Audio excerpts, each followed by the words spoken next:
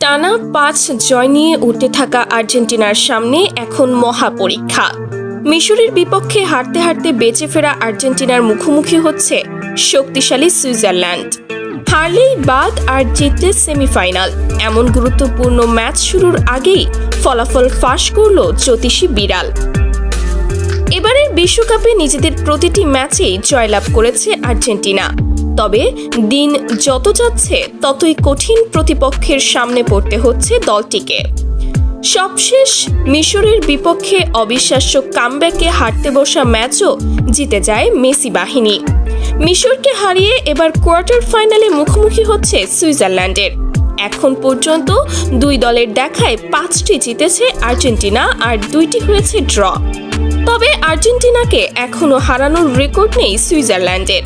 তবে পরিসংখ্যান যাই হোক, বর্তমান সুইজারল্যান্ড দলটি অন্য যে কোনো বারের চেয়ে বেশি শক্তিশালী, কারণ তাদের দুর্দান্ত একটা গোলকিপার আছে। আর ম্যাচ পেনাল্টিতে গেলে যে কোনো কিছুই হতে পারে।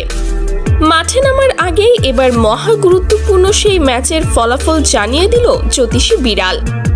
দুই দলের পতাকা রাখলে আর্জেন্টিনাকে বেছে নেয় বিড়ালটি, অর্থাৎ মূল সময়ের মধ্যেই সুইজারল্যান্ডকে হারাতে হচ্ছে আর্জেন্টিনা। প্রিয় দর্শক, আপনাদের কি মনে হয়, কয়টি গোল দেবে আর্জেন্টিনা?